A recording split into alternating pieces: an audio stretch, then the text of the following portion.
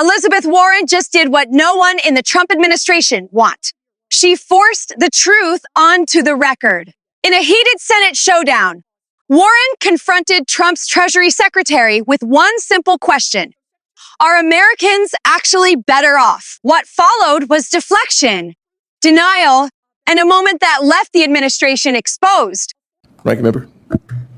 Thank you, Mr. Chairman. So for a solid year while he ran for president, Donald Trump promised pretty much every day that he was going to lower costs on day one, if he was elected. Those were his words, not mine.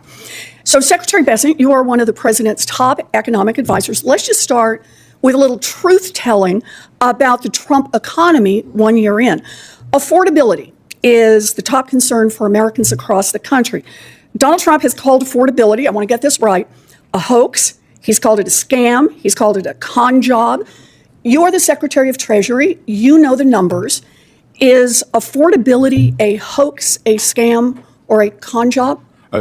Senator, it may be a bit nuanced for you, but what President Trump is referring to is the media saying that the affordability crisis was generated by this administration when it was you and President Biden who destroyed the buying power of the American people. So there is an affordability crisis, and you were front and center in it. So let me make sure that I understand.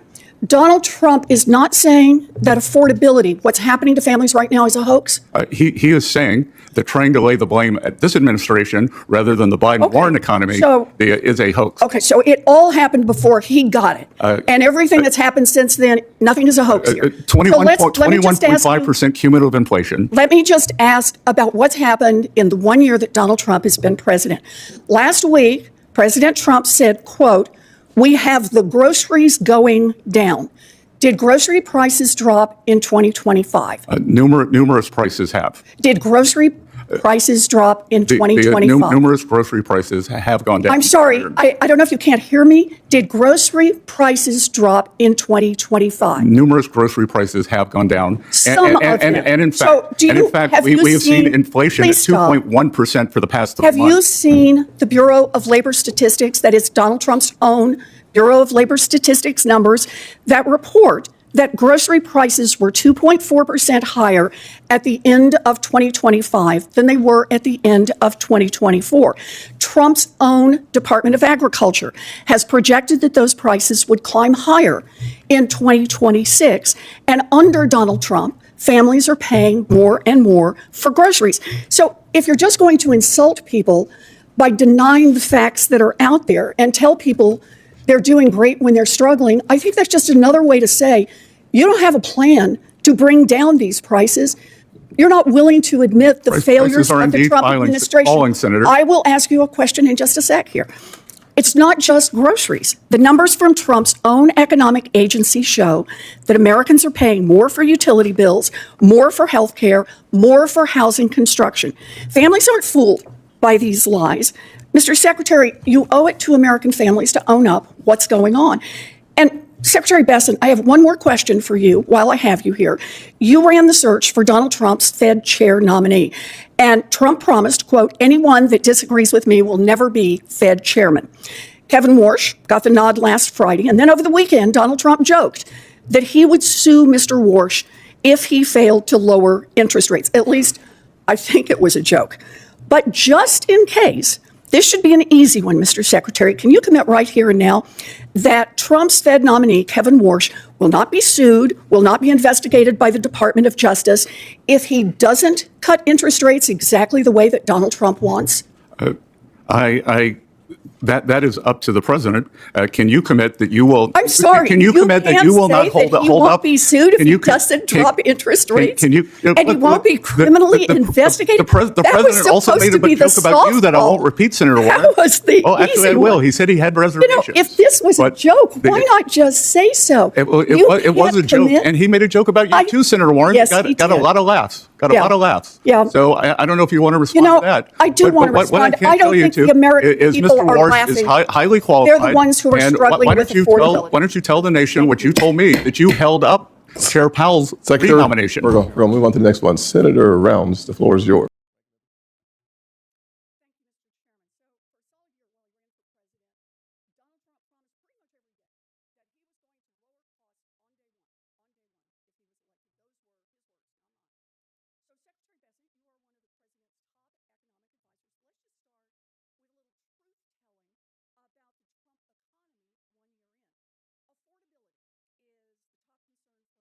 Elizabeth Warren just put the Trump administration on the defensive in a tense Senate exchange that cut straight to the issue most Americans care about right now: the cost of living.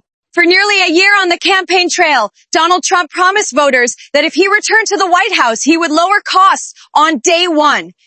Those were his words, not talking points, not spin, a clear promise.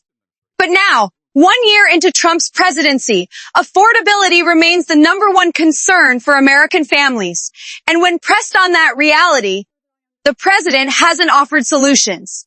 Instead, he's dismissed the affordability crisis as a hoax, a scam, and even a con job. So Senator Elizabeth Warren brought those exact words into a Senate hearing and confronted Trump's Treasury Secretary, Scott Bessent, face to face. She began with what she called a little truth-telling, reminding the room that Bessent is one of Trump's top economic advisors and therefore directly responsible for defending the administration's record.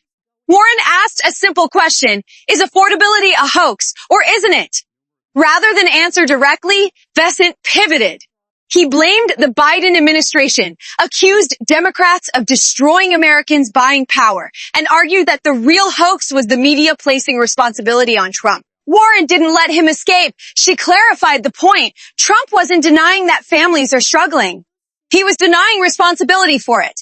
According to Bessent, everything wrong with the economy happened before Trump took office, and nothing that happened after counts. That's when Warren turned to the numbers. She cited 21.5% cumulative inflation and shifted the focus to Trump's own public claims. Just days earlier, Trump said, quote, "We have the groceries going down." So Warren asked again, slowly and clearly, did grocery prices drop in 2025? Bessent avoided the question, saying that numerous grocery prices had gone down and pointing to overall inflation numbers. Warren repeated the question, did grocery prices drop in 2025? When Bessent still refused to answer, Warren supplied the facts herself.